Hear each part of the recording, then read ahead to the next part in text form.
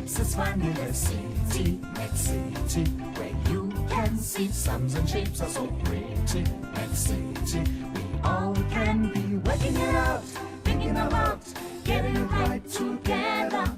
Working it out, thinking about, let's get it all together. Sawubona we mama. Kunjani wendanga. Come friends, come join me. Come on, one and all, Wendanga. Come along, it's fun to be together in that city.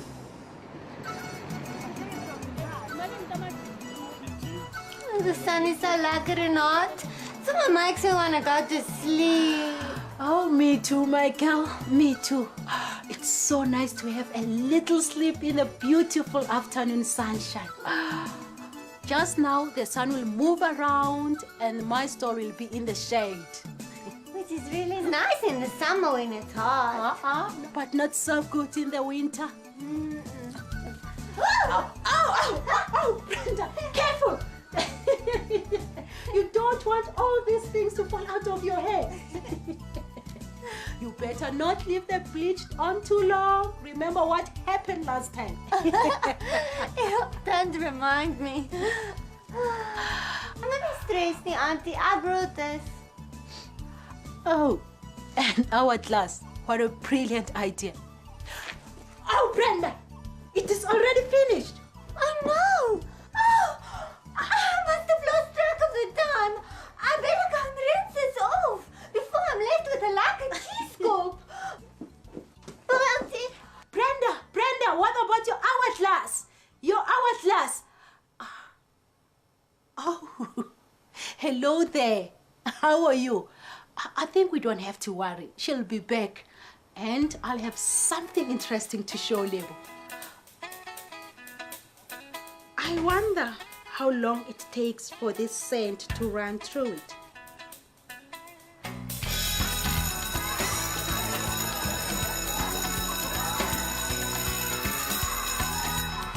Hi, Auntie. Oh, hello, Lebo. You are so quick today. What's that? It's something that people invented long time ago to measure time. How does it work? It's very easy. I'll show you. You just turn it over like this. You see?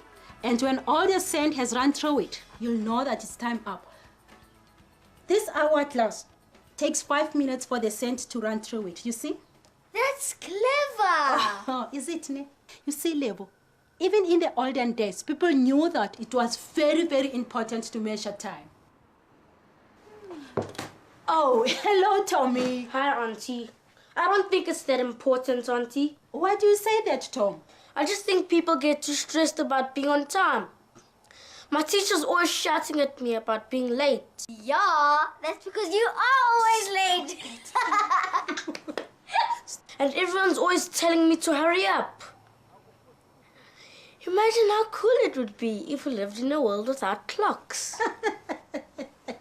Tom, a world without clocks. Let me see.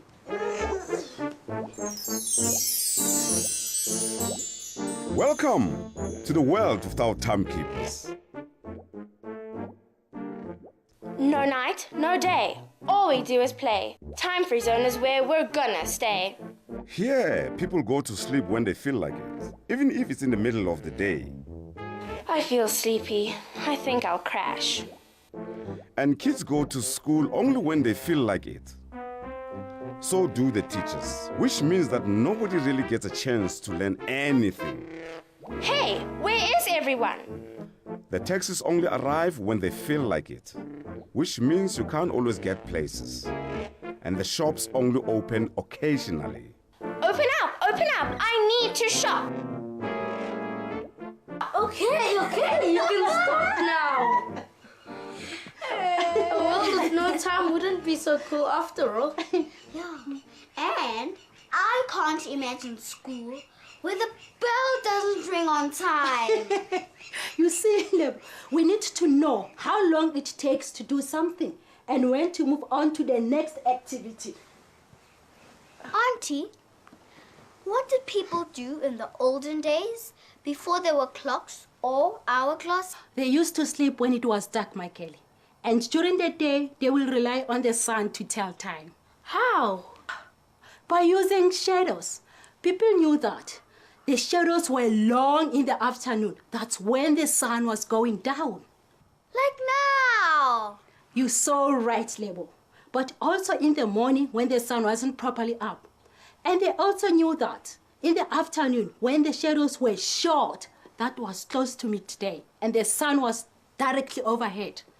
Lebo, do you still remember when you got here this morning? My stall was in the sun.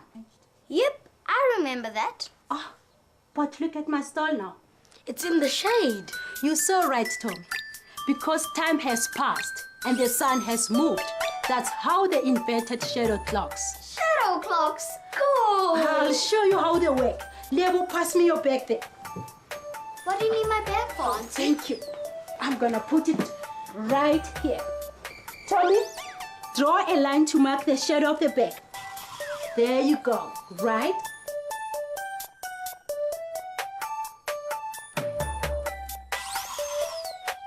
Good. Thank you. Why are we doing this? To see how the shadow moves, dummy. You two stop that. We will be back in a while to check what happened to the mark. What did they do when it was cloudy and there was no sun? That's a very good question, Tommy. Ow! Ow! What is that? It's raining! I think it's Wiz. Let's go and see what she's up to.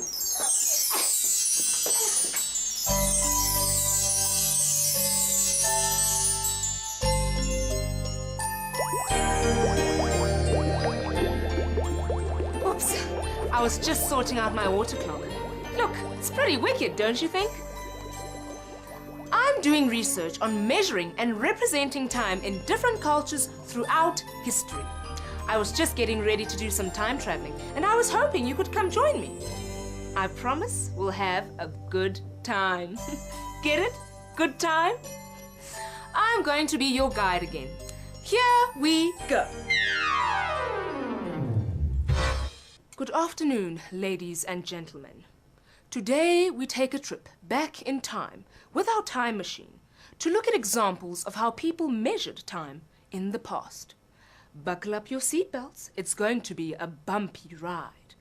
All systems ready? Engage.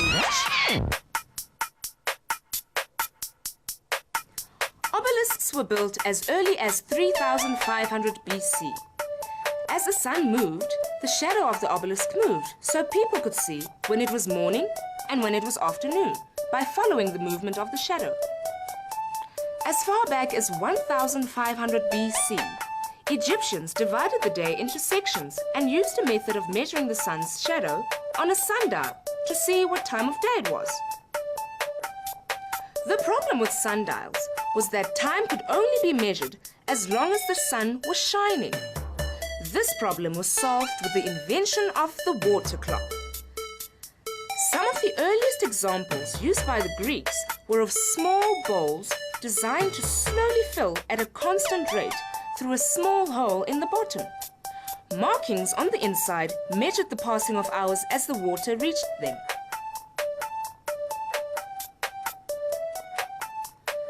Like water clocks, candle clocks provided another way to tell time indoors on cloudy days or at night.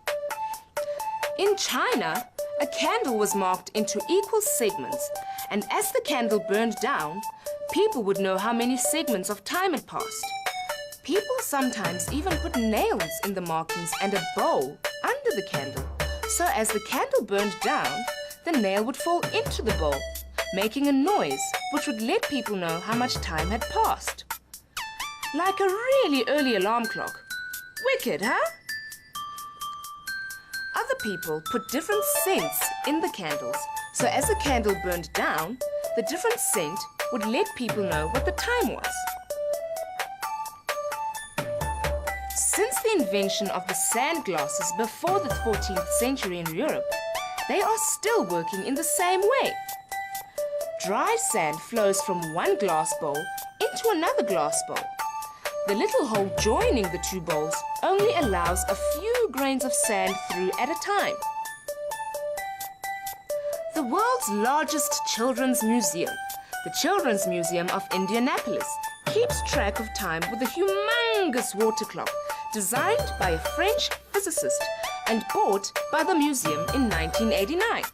This is way cool. And that brings us to the end of our journey. Thank you so much for traveling with us. That was pretty wicked, don't you think? And we still use some of these timekeeping devices today.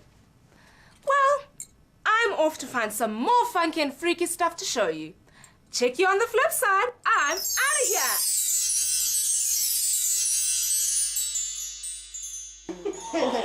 Oh, that was radical. Yeah. I want to make a water clock like the one Wiz made. It looks like it could be a lot of fun. In the good olden days, parents used that method, especially when young men came to visit their daughters. They used to mark the candle to a certain point. And when that candle can bend down to that point, young men knew that it's time to leave. They used to call that candle opposite gas.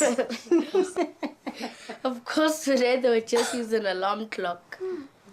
Auntie, when were proper clocks invented? 800 years back, my Kelly.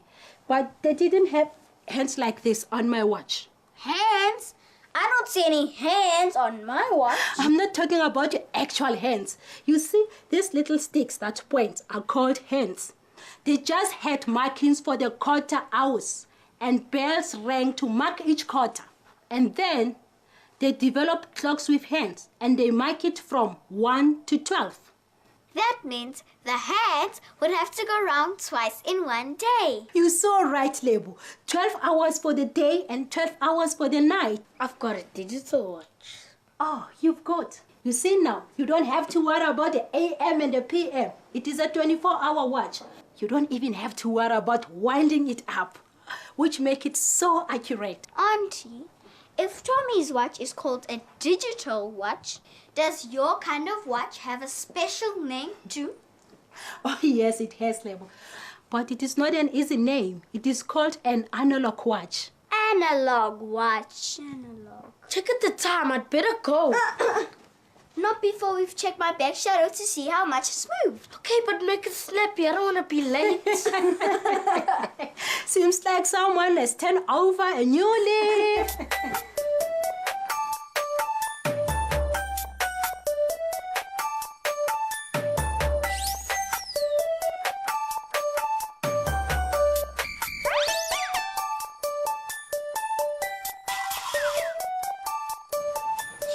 Auntie, look at that!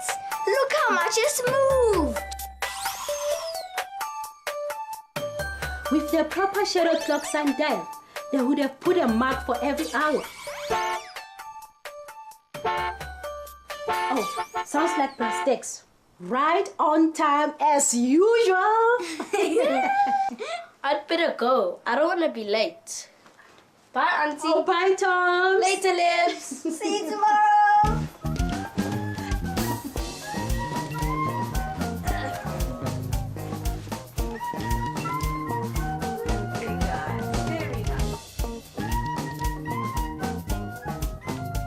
Dumela Osinyana. Hello, Prastex. And how's my little princess today? We've been learning about clocks today, Uncle Stax, and how they told time in the olden days when Auntie was little.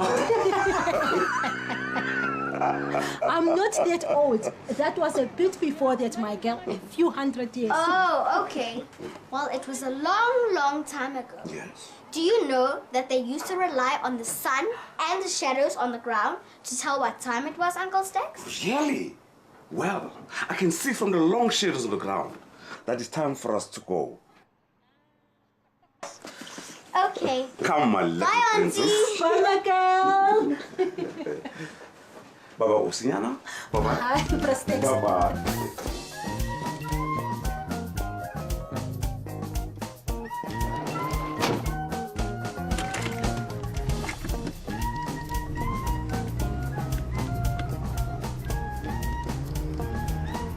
You're right, Uncle Stax. The shadows are getting longer. And people are starting to pack up for the day. All the shops are starting to close. Yes, my little princess. because it's time for everyone to go home. That's why the roads are so busy. I'm glad I travel with you, Uncle Stax, because you know the quickest way home.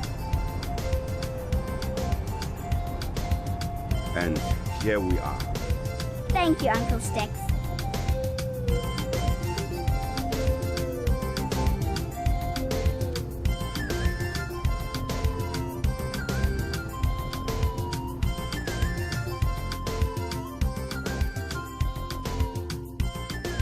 See you tomorrow!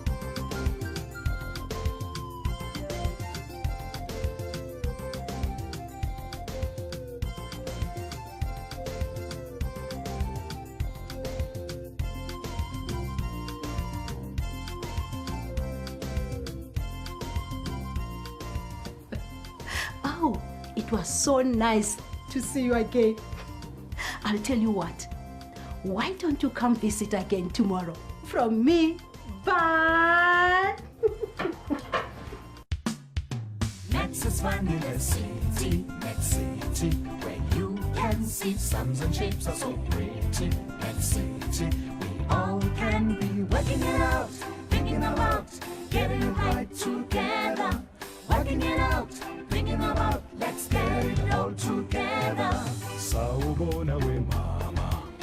Kunjani, wentanga. Come friends, come join me. Come on, one and all, Wendanga. Come along, it's fun to be together in